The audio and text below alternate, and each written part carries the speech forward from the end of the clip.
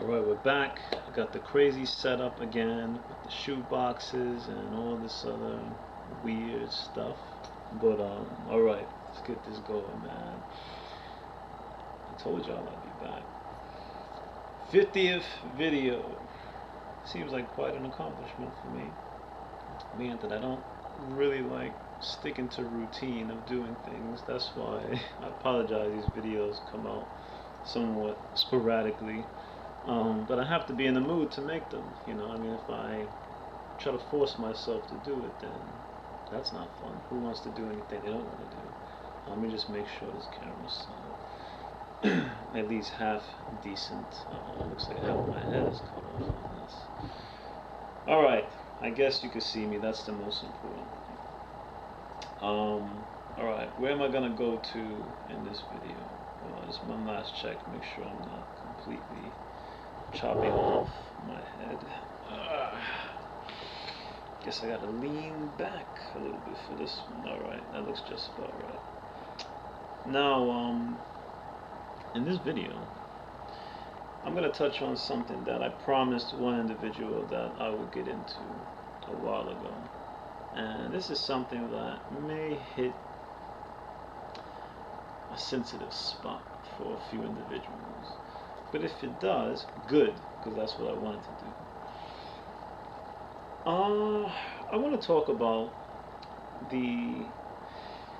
as a Sumari, here in this reality, and in all realities, basically, I tend to like to strive for big things. I like to go big. I don't like to do, like whatever I want to do. I have a bit of an obsessive personality when it comes to things, once I get into it. And I've always been like that, especially here in this reality. So just as a kind of example, like if I liked, like when I was younger, even now, like if I was interested in a certain kind of animal, if I wanted a pet bird, I couldn't just go to the pet shop and buy a pet bird. I had to get the book about the bird. I had to get all information as much as possible. I mean, I know people probably say, well, that's normal to do research on things, but I've always just went above and beyond for things. When I like certain foods, I usually become obsessed with it, and I eat them to the point where like, I get sick and I end up not eating it anymore. So when it comes to spiritual matters and things dealing with the mind, I'll tell you something interesting, right? I'm just trying to reposition myself. Meditation, right? So check this out. Now I've always been a meditator. I've been meditating forever. I mean, I'm meditating right now, even as I'm talking to you, in another realm of reality that's not physical. But I never really did research into like other people's meditation techniques. And so like I've always been meditating, and when I came here to Japan, especially that first year, I had a lot of money. Keyword had. And basically that first year, it didn't work. It didn't work at all. I was just like living it up, and I spent a lot of time meditating, because it seemed like something that I was basically catching up with myself. Coming from New York, I had this real busy life. I was into karate and all this other stuff, so I was meditating, but not at the level I wanted to. So when I came here, I had all this free time. I wasn't living in the city like I am now. I was living in the countryside, and they had this kind of like mountain place, and I spent basically 1 year in this mountain. It's kind of like a park. I don't want to say mountain, but it was like a mini mountain with a park on it. And then I spent some time in other parts, in another mountain that was in this place. And meditation just opened the doors to everything, the doors of perception. It released all the information that I was searching for, and still, there's no end, so it keeps going. But I never really focused on other people, like how long were they meditating and stuff. So it's quite funny, right? Like, quite recently, I went on the internet just doing some research to see what other people are into. And it's funny because these people were running so-called programs helping people to meditate. I don't want to drop any names. I don't want to attack anyone, but certain groups charge like money to do meditation and give you a mantra, and it costs a lot of money. We're talking like $1,500 and stuff, man. I'm like, yo, what's up? Meditation is free, man. Paying money for meditation and stuff. So when I look at, there's a whole bunch of groups, not to single anyone, there's a lot of groups like this. And even on YouTube, when I look at these so-called professionals for meditation, I mean, even if there's such a thing, in the interviews, they're like asking these people, right, these teachers, like, so how long do you meditate? And one guy, he's like, well, I meditate every day for about 30 minutes up to an hour. And the people are like, oh my God, 30 minutes? That's unbelievable. And like, I'm not knocking anyone's experience. We all experience different things when we meditate. But like, some people were like, yeah, after 30 minutes, I completely lose the illusion.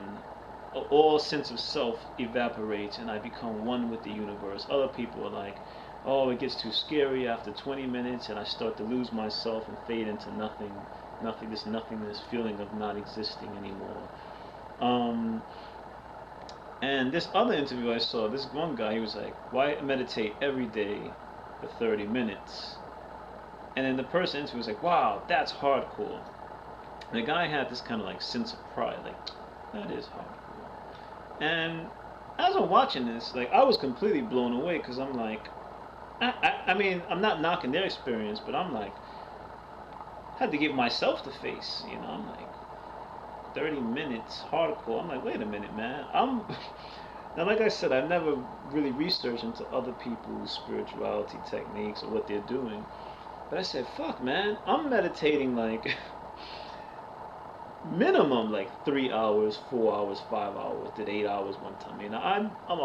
If 30 minutes a day or 20 minutes twice a day is considered hardcore meditation, and these people are talking about fading into the illusion of themselves, fading into the ether and becoming one with the universe, I'm like, well, that would make me a fucking super master then, because I like the other day I got up, I said, all right, I'm gonna meditate. So I was in somebody's house, but they were doing their own thing. I said, well, I'm going to my meditation state, man. They were like, okay.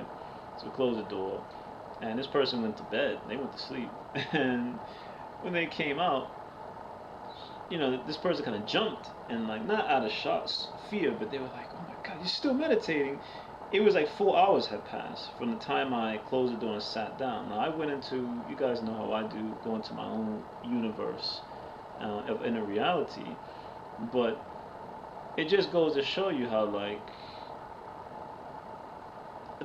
back to my obsessive personality, when I started getting into meditation even deeper, I needed to go, I wanted to go deep. I had to go deeper. And I know people were like, I did little research, or some people were like, yeah, 20 minutes a day, 30, that's like really pushing it. An hour, oh my God, that's really going crazy. So I was like, if 20 minutes is good, 30 minutes is pushing it, 1 hour is going crazy. Mental note, 5 hours. And that's how I operate.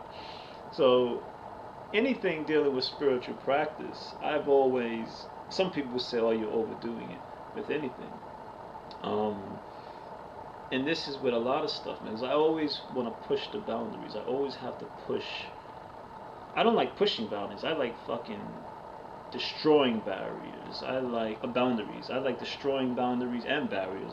I like recreating boundaries and barriers. If there is such thing as a boundary, and there are no boundaries to anything, all we deal with are basically illusions of our perceptions. Everything's basically open.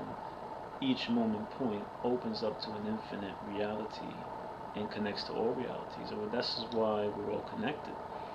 But if there was such a thing as a boundary, and you want to believe in that, then I would say I pretty much would be like a boundary or barrier destroyer, because I have to just go through them. I have to push myself to the point, what they would call the breaking point.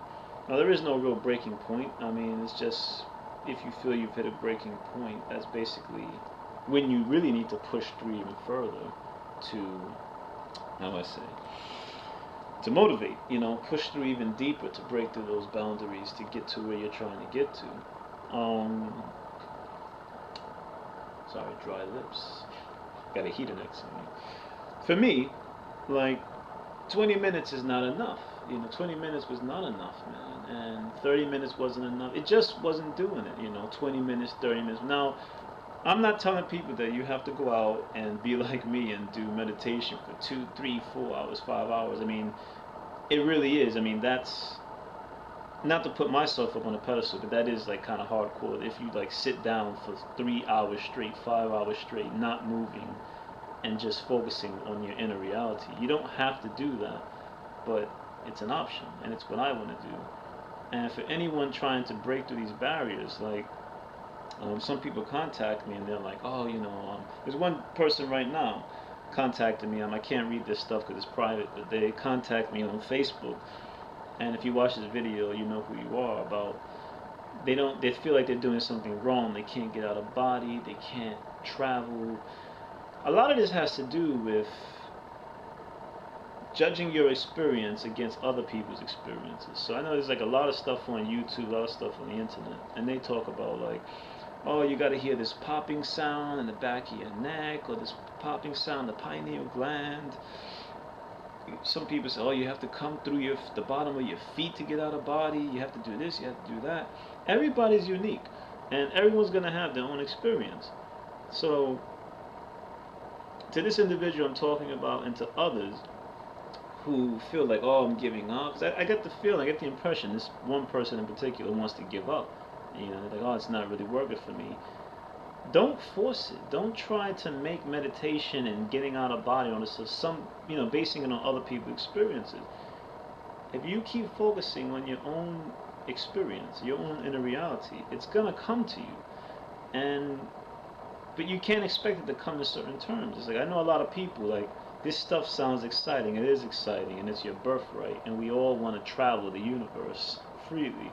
But if you're like laying in bed or in your meditation state, expecting, okay, I don't hear a pineal gland. I'm doing a meditation stance now, you can't see it, but if I'm sitting with my hands like this, all right, nothing's happening. My third eye is not popping. My chakras are not lined up. It's like all that stuff. I went through this in past videos. Chakra points, pineal glands, third eyes, kundalini. These are all just titles, just like Sumari is just a title. Energy is just energy.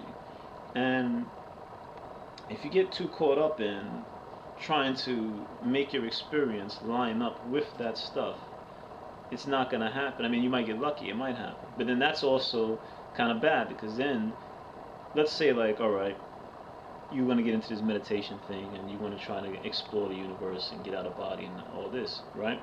So you're sitting in your meditation stance, and then exactly what you've read, your situation follows exactly that. So you get the tingling in the middle of the forehead, you feel your third eyes opening, you feel the kundalini energy going up through your spine, your chakras feel open. Alright, great. But now, because you've had all of these things to coincide with what you've read, now you start getting into other areas, like, other people's belief systems, other people's dogmas. Now you have to do it like this. Well, she said it has to be like that. I did it, or he or she, and I did it that way. And then you could get pulled into their traps and stuff, things that they want you to do, especially if they want you to pay money for it. So, yeah, just go with your own natural experience. Understand that your experience may be something that no one has even talked about.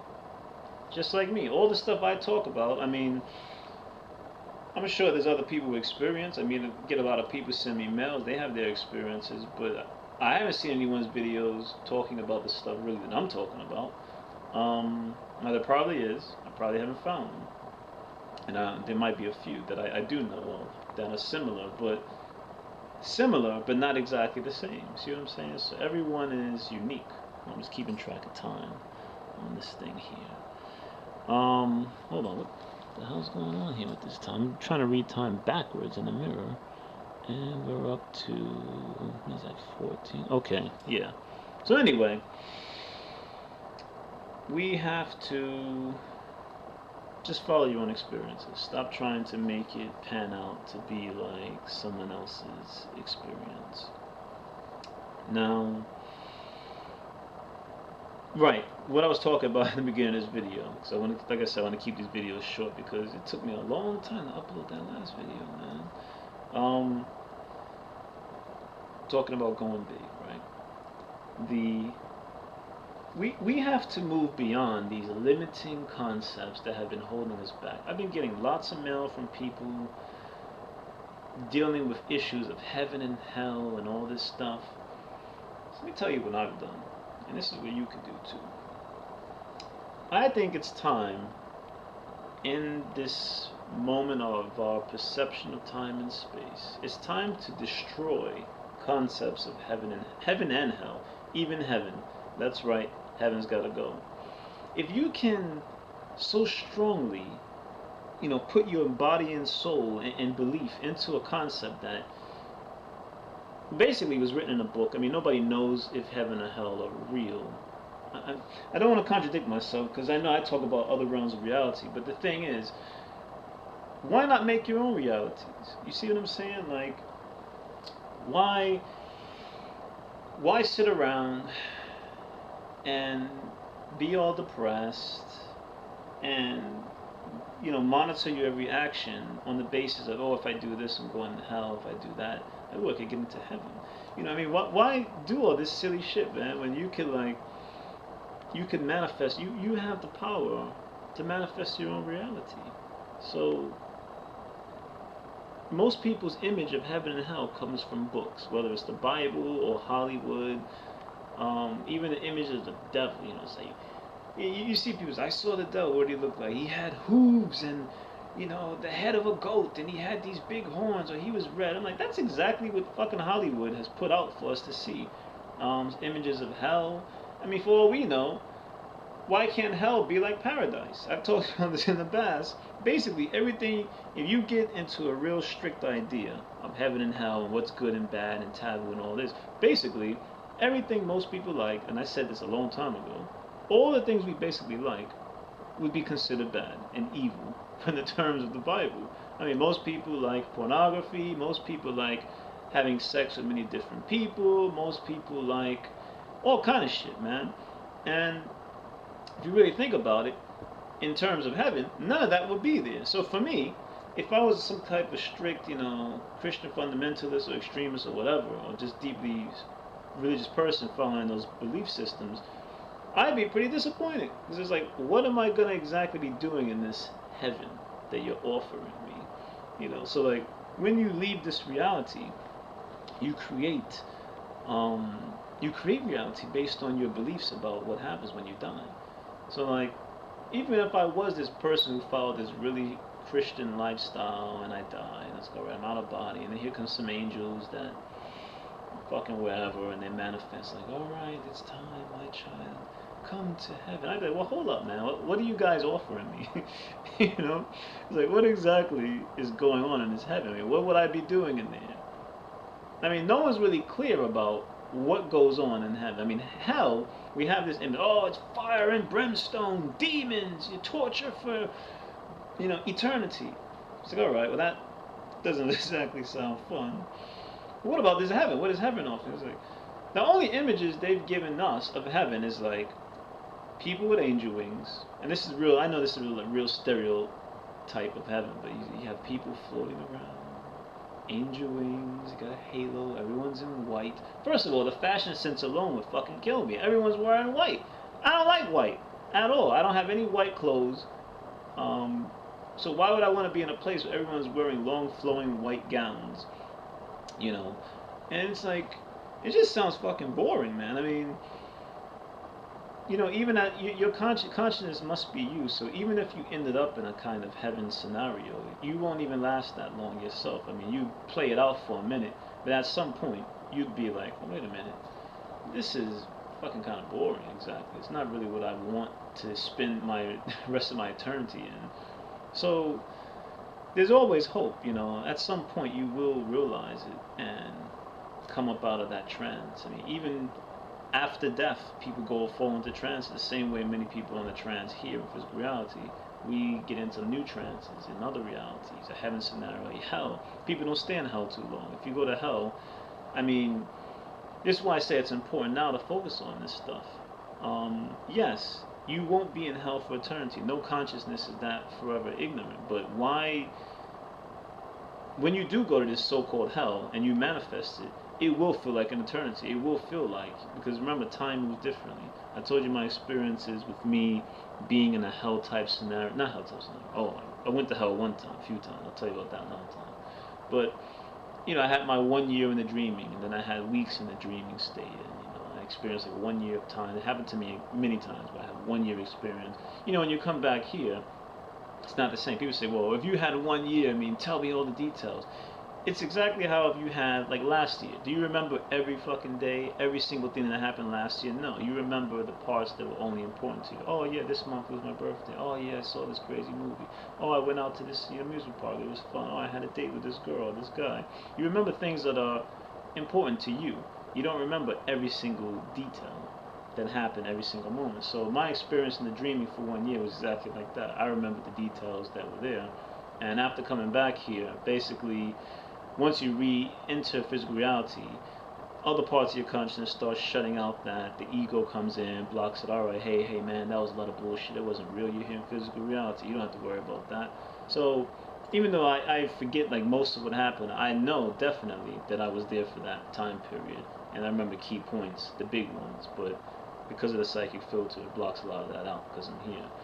But I understand on a deeper level, and I know. I'll get into that another time. Anyway, alright, this video is going over, man. So to summarize this video real quick, meditate, man. Forget about trying to follow other people's criteria for getting in the body. And it's time for us to destroy these limiting erroneous systems of like, you know, heaven and hell and whatever terms people want to use for the afterlife. It's time to get rid of them, man. Transcend beyond them. It's all about transcending. You have to transcend to the next level. You can't keep sitting around talking about heaven and hell. Fuck heaven and fuck hell. That's right. I'm saying it right here in this video. Fuck heaven, fuck hell, and all these other like ludicrous little gods that we sit around following. You don't have to follow any of that, man. This is why I don't understand people who follow religion, right? They talk about the power of Jesus Christ, the power of Allah, the power of all these gods. But then every time you turn around, they're looking for a protection spell, a prayer, they need a priest to come bless them. If you really believe in the power of God, whatever God you want to choose, why do you need a protection spell? Why do you need any type of protection? If you believe in God, and He loves you, you say, and He's protecting you, then where are these little loopholes where you gotta have fucking protection spells and someone blessing you and blessing that and all this stuff? It's a lot of nonsense. It's time for us to grow up and accept our true place in the universe and in reality. Alright, gotta keep it short. Try to get back on another one. Just did 2 back to back. Takes time to load up, but see what happens. Maybe I can manipulate reality and get one more out before I have to go to work. Alright, SETH SUMARI to everybody. If I didn't say in the beginning, I'll get back at you later.